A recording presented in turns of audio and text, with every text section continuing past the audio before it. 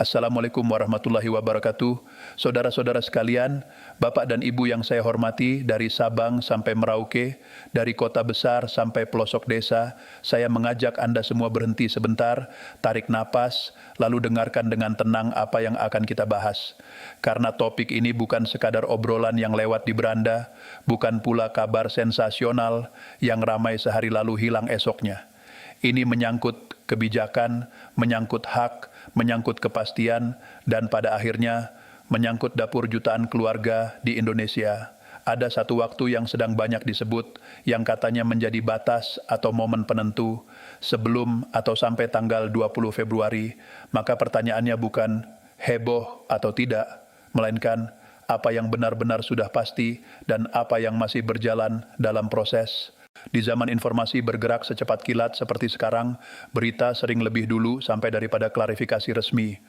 Judul video bisa dibuat meyakinkan, potongan narasi bisa terdengar seperti pernyataan lembaga, pesan berantai bisa tampak rapi seolah-olah berasal dari kantor pemerintah. Tapi, kita sudah belajar berkali-kali, kepastian itu bukan berasal dari katanya, melainkan dari dokumen resmi. Karena itu, sebelum kita menyimpulkan apapun, kita perlu menempatkan diri sebagai masyarakat yang cerdas, bukan yang paling cepat percaya, bukan pula yang paling cepat panik, tetapi yang mau memeriksa, memahami, dan menunggu dengan kepala dingin. Belakangan ini beredar kabar bahwa akan ada kebijakan penting yang diperjelas atau diumumkan sebelum atau sampai 20 Februari. Ada yang mengaitkannya dengan pencairan dana tertentu. Ada yang menyebut soal penyesuaian pembayaran. Ada pula yang menyebut kebijakan yang dampaknya luas, menyentuh masyarakat dalam jumlah besar. Dan ketika kabar seperti ini bertemu dengan kebutuhan hidup yang nyata, wajar kalau hati mudah terbawa. Ada yang langsung merasa lega, ada yang langsung khawatir, ada yang buru-buru menyebarkan karena niatnya ingin memberi kabar baik. Namun justru disinilah ketelitian dibutuhkan. Niat baik tanpa verifikasi bisa berubah menjadi harapan yang keliru. Kita harus memahami bagaimana kebijakan besar bekerja dalam sistem pemerintahan Indonesia. Tidak ada keputusan anggaran yang berjalan tanpa tahapan. Setiap hal yang menyangkut uang negara harus melewati proses perencanaan, pembahasan, sinkronisasi antar lembaga, sampai akhirnya ditetapkan dalam bentuk aturan yang sah, bisa berupa peraturan pemerintah, peraturan presiden, peraturan menteri, atau petunjuk teknis yang menjelaskan detail pelaksanaan.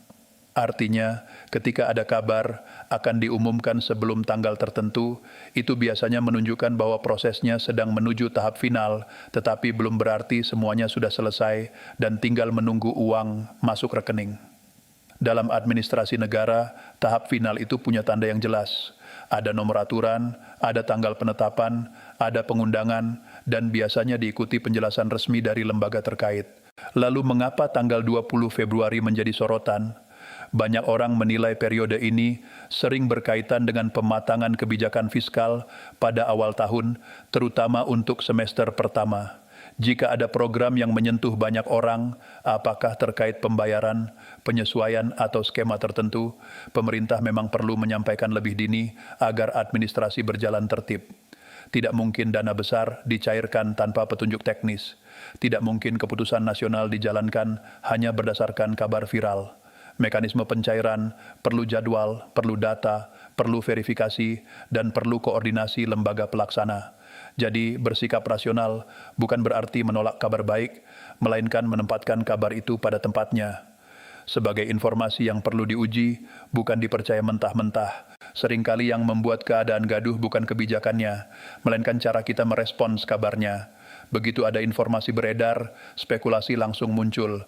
Ada yang merasa ini pasti benar karena narasinya rapi. Ada yang merasa ini pasti bohong karena sudah capek berharap. Ada pula yang mengira semua orang menerima dalam skema yang sama, padahal kebijakan pemerintah sering punya rincian dan pengecualian. Padahal yang kita butuhkan adalah satu hal sederhana, memisahkan antara indikasi, rencana, dan keputusan final. Indikasi adalah sinyal bahwa sesuatu mungkin terjadi. Rencana adalah arah yang sedang disusun. Keputusan final adalah saat aturan resmi terbit dan bisa dicek oleh siapapun. Sekarang mari kita bicara lebih spesifik tentang kabar yang ramai di kalangan pensiunan dan juga ASN aktif. Beredar narasi bahwa Presiden Republik Indonesia, Prabowo Subianto, telah menandatangani aturan terbaru terkait pembayaran THR, rapelan gaji pensiunan, serta gaji ke-13 tahun 2026. Bahkan ada yang menyebut pencairannya akan terjadi pada bulan Maret, dengan angka penerima disebut-sebut mencapai jutaan orang, termasuk ASN, TNI, Polri, dan para pensiunan.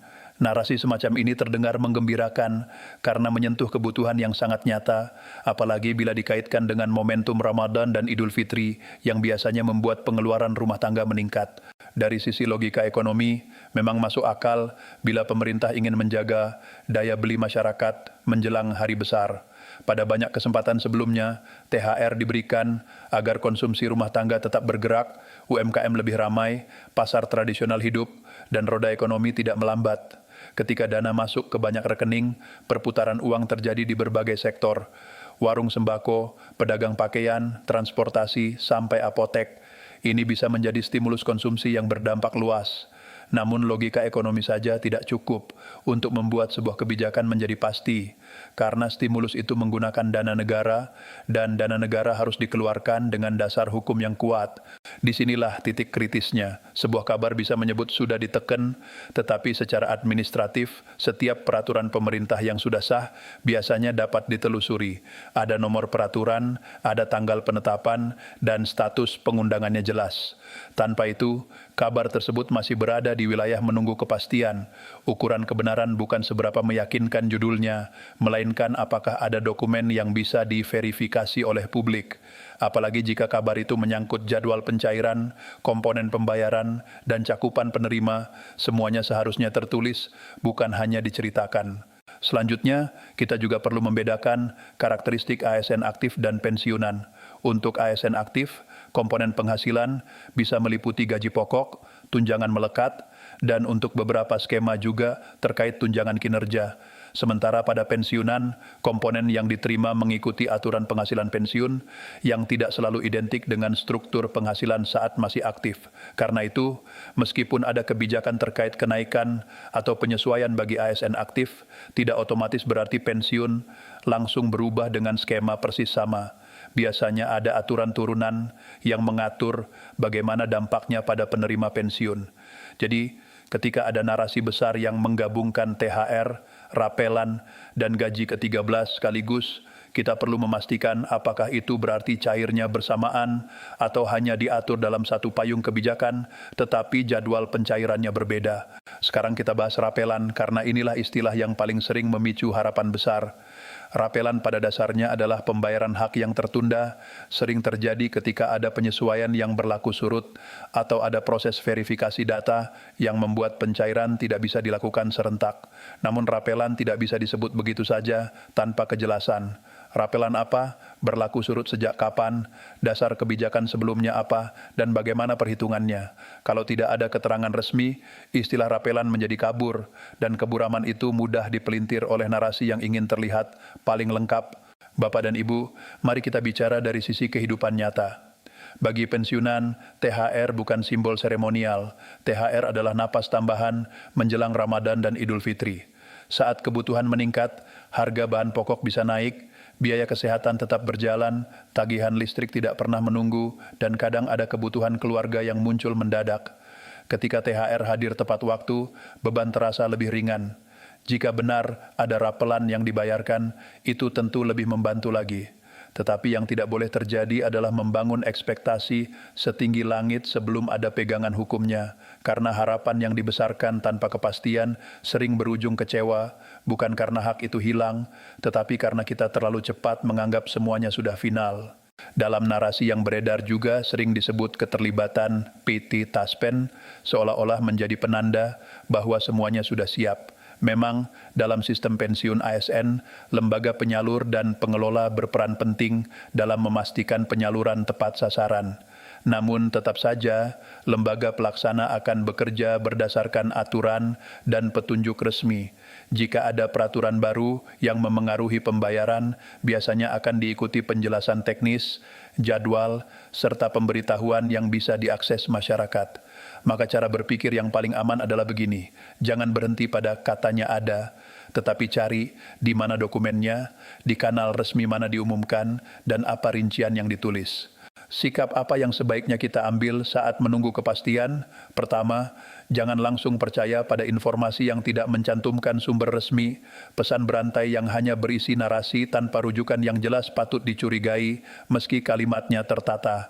Kedua, jangan ikut menyebarkan kabar yang belum diverifikasi. Satu kali forward bisa menimbulkan harapan palsu bagi orang lain dan itu bisa memicu kepanikan atau kekecewaan massal. Ketiga, siapkan diri dari sisi administrasi pribadi. Banyak keterlambatan bukan terjadi karena dana tidak ada, melainkan karena masalah teknis, rekening pasif, data belum sinkron, atau ada verifikasi yang belum selesai.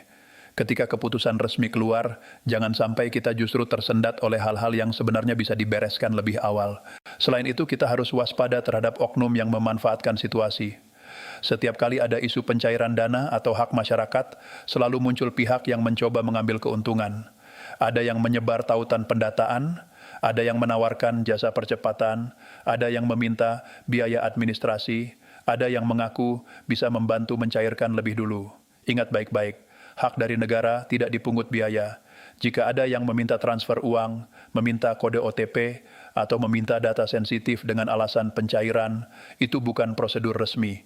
Kita harus menjaga diri dan keluarga, terutama orang tua yang mungkin lebih mudah percaya jika mendengar kata pensiun dan pencairan. Dari sisi kebijakan, ada juga faktor kemampuan fiskal, terutama jika menyangkut implementasi yang melibatkan daerah. Dalam beberapa skema, pelaksanaan pada tingkat daerah bisa menyesuaikan kondisi keuangan masing-masing. Itu berarti informasi yang berlaku untuk satu kategori bisa berbeda dampaknya untuk kategori lain. Maka sekali lagi, rincian itu tidak bisa ditebak dari narasi umum. Kita perlu melihat aturan yang tertulis, karena disitulah biasanya dijelaskan siapa yang menerima apa, berapa besar komponen yang dibayarkan, dan bagaimana skemanya. Bapak dan Ibu, kita hidup di era ketika viral sering dianggap setara dengan fakta. Padahal sistem administrasi negara tidak bergerak karena viral, sistem bergerak karena dokumen. Dan dokumen itu punya mekanisme, jadi pertanyaan yang paling jujur bukan mungkin atau tidak, melainkan sudah bisa diverifikasi atau belum. Apakah kabar ini bisa jadi benar? Bisa saja. Apakah sudah pasti benar? Belum tentu sampai ada pengumuman resmi yang jelas dan dapat dicek. Dalam situasi seperti ini, pilihan terbaik adalah menunggu dengan cerdas. Cerdas itu artinya aktif memantau sumber resmi, tetapi tidak terburu-buru menyimpulkan. Cerdas itu artinya siap secara administrasi, tetapi tidak mengambil keputusan finansial besar sebelum dana benar-benar masuk. Maka, mari kita buat pegangan sederhana. Kalau benar peraturan pemerintah atau aturan terkait sudah ditetapkan, biasanya ada 3 tanda yang mudah dikenali. Ada identitas aturan yang jelas, nomor dan tanggal, ada penjelasan dari kementerian atau lembaga teknis yang berwenang, dan ada informasi teknis dari pihak pelaksana penyaluran. Tanpa 3 hal itu, kita masih berada di wilayah menunggu. Dan menunggu bukan hal memalukan. Menunggu adalah bagian dari menjaga diri agar tidak ditipu oleh sensasi. Sampai menjelang dan melewati tanggal 20 Februari, ada 3 langkah yang bisa kita lakukan tanpa menimbulkan kegaduhan. Pertama, pantau informasi dari kanal resmi pemerintah dan lembaga terkait, bukan dari potongan video yang tidak jelas sumbernya. Kedua, verifikasi setiap kabar. Cek apakah ada dokumen yang bisa dicari, apakah ada rilis resmi, apakah ada penjelasan yang konsisten. Ketiga, bereskan hal-hal teknis yang kita kuasai. Pastikan rekening aktif, pastikan data sesuai, dan bila perlu tanyakan melalui jalur resmi jika ada kejanggalan. Dengan cara itu, ketika keputusan resmi benar-benar diumumkan, kita siap menerimanya tanpa panik. Dan kalau ternyata sampai tanggal itu belum ada pengumuman final, jangan langsung menilai kabar sebelumnya sepenuhnya salah. Bisa jadi prosesnya membutuhkan waktu lebih panjang atau kebijakan yang disusun masih menunggu sinkronisasi. Negara besar dengan sistem yang terstruktur memang tidak bisa bergerak hanya karena dorongan opini. Ada prosedur dan tahapan yang harus dihormati. Yang penting, hak yang memang menjadi milik Anda tidak akan hilang hanya karena kita menunggu beberapa waktu. Kepastian selalu datang melalui jalur resmi, bukan melalui kabar angin. Akhirnya, saya ingin menutup dengan satu pesan yang sederhana tetapi penting. Jangan biarkan emosi mengendalikan cara kita menyikapi informasi.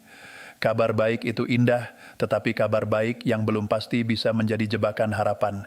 Kita boleh berharap, kita boleh optimis, tetapi tetap letakkan harapan itu di atas dasar yang kuat, aturan yang sah, pengumuman resmi, dan mekanisme yang jelas.